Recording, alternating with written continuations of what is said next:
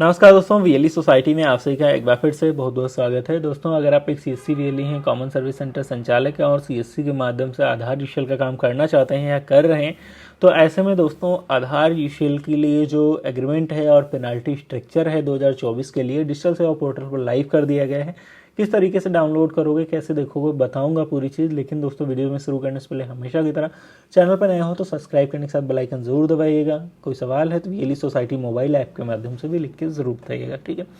तो यहाँ पे दोस्तों, जैसे कि आप जानते हैं, सीएससी डिजिटल सेवा पोर्टल के माध्यम से आप सीएससी की बहुत सारी सर्विसेज में काम कर सकते हैं। और साथ ही साथ यहाँ पे अगर आपको सीएससी आधार यूशियल के लिए अप्लाई करना है तो भी डिजिटल सेवा कनेक्ट के माध्यम से कर सकते हैं, ठीक है। तो वहीं पे digitalseva.csc.gov.in की वेबसाइट पे यूशियल का नया वाला एग्रीमेंट जो है अपलोड हो गया है सीएससी की तरफ से, जिसके भीतर बताया गया है कि एक सीएससी वीएलई को आधार का सेंटर चलाने के लिए सीएससी के माध्यम से क्या क्या चीज़ें ध्यान में रखनी है, क्या नहीं रखनी है। और यहाँ पे वीएलई का नाम, सीएससी आईडी और सारा एग्रीमेंट करके उनको जो है अपलोड भी करना रहता है। तो इसका मैंने लिंक भी दे दिया है वीडियो डिस्क्रिप्शन में, जहाँ से जाके आप ये पूरा का पूरा आधार यूशियल वाला एग्रीमेंट देख सकते हो। बाकी कैसे क्या इसमें क्या चीज़ें बताई गई हैं वो भी मैं आपको बता देता हूँ, ताकि आपको कोई समस्या ना हो, ठीक है। तो सबसे पहले ये जो एग्रीमेंट है सीएससी और वीएलई के मध्य के एग्रीमेंट है, और जहाँ पर बताया जा रहा है कि जिस भी सीएससी वीएलई को ये आधार का काम दिया जाएगा वो केवल एक ही मशीन पे आधार का काम कर सकता है, ठीक है। यानी कि एक वीएलई को अगर आधार यूशियल का काम मिलता है तो एक ही कंप्यूटर पे वो चला सकते हैं आधार यूशियल demographic update service center. Otherwise क्या रहेगा कि आपको जो है इसमें वायलेशन माना जाएगा इस एग्रीमेंट का और आपके साथ में समस्या हो सकती है, ठीक है। और साथ ही साथ यहाँ पर आप जिनको भी आधार का काम मिलेगा उनको अपने सीएससी वैलेट में 10,000 रुपये मेंटेन करना है एज अ फाइनेंशियल सिक्योरिटी, कि अगर आपको कल कोई दिक्कत करते हैं तो आपके वैलेट से वो पैसा काट लिया जाएगा। क्या क्या दिक्कत नहीं करनी है वो चीज़ें मैं अभी बताऊँगा, लेकिन जो चीज़ें आपको मेंटेन रखनी है आधार यूशियल सेंटर चलाने के लिए वो बैंक बीसी सर्टिफिकेशन है, बैंक बीसी आईडी है, और सीएससी के साथ में आपको बीसी होना चाहिए, आधार सुपरवाइज़र का सर्टिफिकेट होना चाहिए, पुलिस वेरिफिकेशन 3 महीने से पुराना नहीं होना चाहिए, हार्डवेयर सॉफ्टवेयर जो भी आपका कंप्यूटर वगैरह का है वो सारा सब कुछ होना चाहिए, broadband connection with static IP होना चाहिए,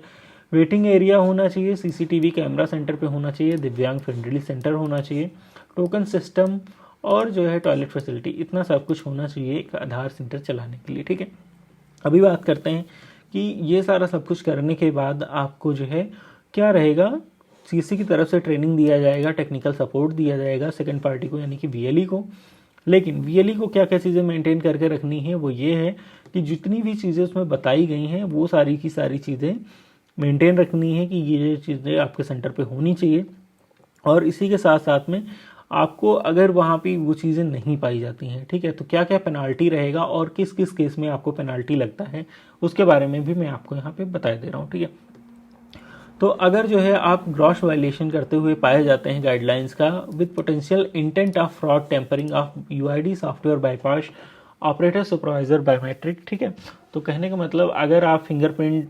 क्लोन बना के आधार वाली मशीन पे फिंगरप्रिंट लगाते हैं या फिर मशीन को बाईपास करने की कोशिश करते हैं, सॉफ्टवेयर से छेड़छाड़ करते हैं, तो 1,00,000 रुपये पर मशीन के हिसाब से आपको जुर्माना लगेगा, प्लस जो है 5 साल के लिए आपको जो है सस्पेंड कर दिया जाएगा, ठीक है, यूआईडी रीजनल ऑफिस या टैक्स सेंटर की तरफ से, ठीक है। और यहाँ पर रजिस्ट्रार यानी कि सीएससी भी आपके ऊपर एक्शन ले सकता है, एफआईआर वगैरह हो सकता है, ठीक है। साथ ही साथ में gross violation of stipulated guidelines with potential intent of fraud, inspections, overcharging residents for UIDAI services involved in corruption practices, यानी कि अगर आप ओवरचार्ज करते हैं, ज़्यादा पैसे लेते हैं, आप जो है for running unauthorised enrolment centre fraud during, यानी कि आपको लाइसेंस जहाँ का नहीं है वो भी आप उस तरीके से गलत तरीके से वहाँ पे कुछ काम कर रहे हैं आधार का, fraud involved in corrupt practices based on outbound dialer services, आप जो है आउटबाउंड डायलर वगैरह आपने लगा रखा है तो वहाँ पे 50,000 रुपये पर इंसिडेंट के हिसाब से आपको पेनाल्टी लगेगा, प्लस आपको 1 साल के लिए सस्पेंड कर दिया जाएगा। ये भी यूआईडी रीजनल ऑफिस की तरफ से या रजिस्ट्रार भी आपको ये चीज़ें कर सकते हैं, ठीक है। अगला है बायोमेट्रिक एरर 1, B1 जो एरर है वो कब आता है, फुल फिंगरप्रिंट और full iris incorrectly recorded or missing, ठीक है। कहने का मतलब अगर आपने किसी का फिंगरप्रिंट या बायोमेट्रिक कैप्चर किया मिसिंग हो जाता है, सही से नहीं आता है। Photo of photo with in biometric inspection, यानी कि किसी का फ़ोटो से फ़ोटो लेकर आप आधार बनाते हो या करेक्शन करते हो। Exception photo of a different person, exception photo of an object, ठीक है। किसी का फ़ोटो से फ़ोटो आपने लेकर आधार जनरेट कर रहे हो और उसमें बायोमेट्रिक वगैरह नहीं ले रहे हो, किसी चीज़ का एक्सेप्शन दे रहे हो कि इसमें जो है हाथ कटा हुआ है, उंगली कटी हुई है, इस तरीके से,